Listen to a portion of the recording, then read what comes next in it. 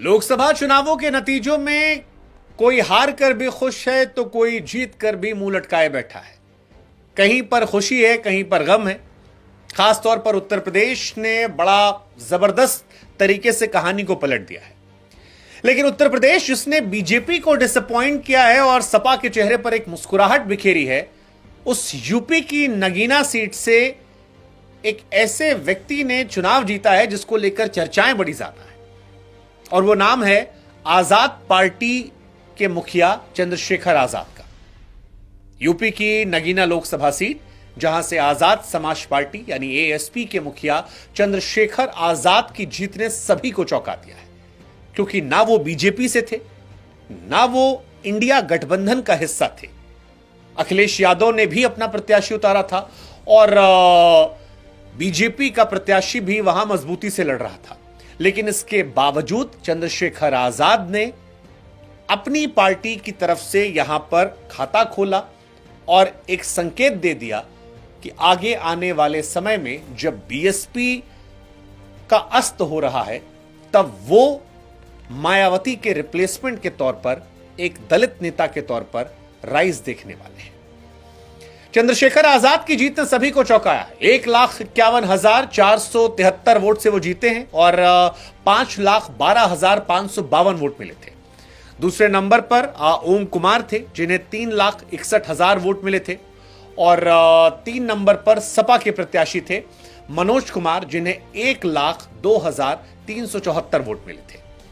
अब चंद्रशेखर आजाद ने 15 मार्च 2020 को आजाद समाज पार्टी का गठन किया था। आसपा पहली बार लोकसभा चुनाव लड़ रही थी और आसपा सिर्फ एक सीट, नगीना सीट पर चुनाव लड़ रही थी।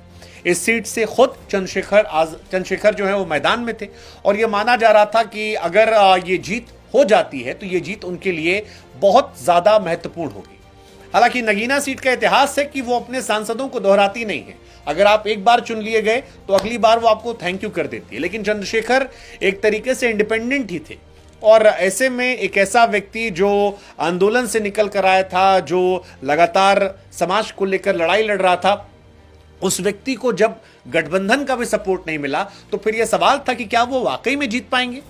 अखिलेश यादव ने शुरुआत में उन्हें ऑफर किया था कि आप अगर हमारे सिंबल पर चुनाव लड़ते हो तो हम आपको सपोर्ट कर देंगे, लेकिन चंद्रशेखर ने उसे कबूल नहीं किया था और चंद्रशेखर ने अपने ही धुन में आगे बढ़ने का फैसला किया था। आसपा का उन्होंने गठन किया था और आसपा से ही उन्होंने चुनाव लड़ा और अब उनकी जीत हो गई है। चंद्रशेखर, अगर आप नहीं जानते तो आपको बता दें कि हेमवती नंदन बहुगुणा गढ़वाल विश्वविद्यालय में एलएलबी और लखनऊ विश्वविद्यालय से बीए की पढ़ाई की है। अंबेडकरवादी सोच के हैं, भीम आर्मी के सह संस्थापक हैं और उसके राष्ट्रीय अध्यक्ष हैं।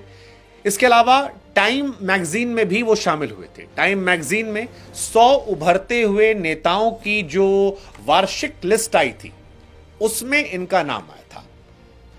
चंद्रशेखर आजाद वो व्यक्ति हैं जो अपने समाज की लड़ाई लड़ते हैं और 3 दिसंबर 1986 को सहारनपुर के छुटमलपुर में उनका जन्म हुआ था।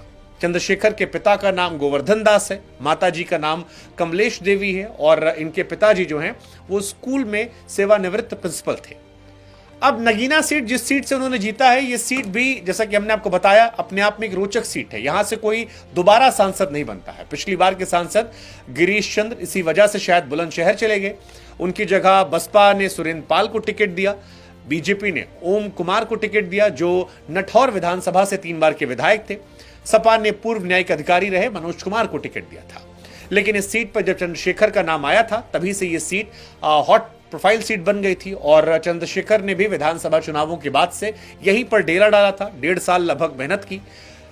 मेहनत के बीच में सपा, रालोद, कांग्रेस के इंडिया गठबंधन से उन्हें लगा था शुरुआती दौर में कि सपोर्ट मिलेगा। रालोद फिर चली गई बीजेपी के पास, सपा कांग्रेस गठबंधन बचा जिससे उन्हें लगा शायद सपोर्ट मिलेगा, लेकिन उन्हें सपोर्ट नहीं मिला। सपा ने अपना उम्मीदवार नगीना से उतारा और जयंत चौधरी बीजेपी से चले गए। लेकिन इसके बावजूद नगीना से सपा उम्मीदवार घोषित होने के बाद भी चंद्रशेखर लगातार डटे रहे। एक बात यह स्पष्ट थी कि अखिलेश और चंद्रशेखर के बीच नगीना सीट को लेकर कोई बातचीत नहीं हुई थी। चंद्रशेखर ने सपोर्ट नहीं मांगा और अखिलेश ने भी सपोर्ट नहीं दिया।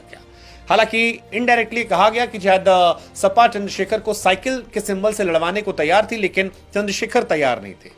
चंद्रशेखर की सहारनपुर, बिजनौर, नगीना इसी जिले में आता है। मेरठ जैसे दलित बाहुल जिलों में तगड़ी पैठ मानी आती है, दलितों में भी, मुसलमानों में भी, और इसी वजह से शायद इन्हें बड़ी मात्रा में सपोर्ट मिला और अब ये सांसद हो गए हैं। एक बड़ा वर्ग है दलितों का, पिछड़ों का, जो इनको लेकर ये कह रहा है कि अब उनके हक की बात की जाएगी। अगर सीट पर जातीय समीकरण की बात करें तो तकरीबन 3 लाख अनुसूचित जाति के वोटर्स हैं, 50% यहां पर मुस्लिम वोटर्स हैं, यानी जो 7 लाख हो जाते हैं। यहां असल लड़ाई मुस्लिम और दलित मतदाताओं को लेकर थी, जो इस चुनाव में 3 पार्टियों में बटे थे। बीजेपी के उम्मीदवार ओम कुमार ने चुनाव के दौरान कहा था कि हिंदू मुस्लिम की बात नहीं चलने वाली। एएसपी के चंद्रशेखर कहना था कि बहुजनों को सुरक्षा दिलाने के लड़े हैं, और अब वो यहां पर जीत गए हैं।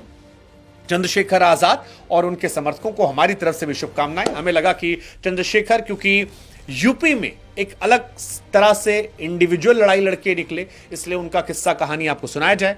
बाकी यूपी के नतीजों को लेकर आपकी राय क्या है, कमेंट सेक्शन में हमें जरूर बताइएगा।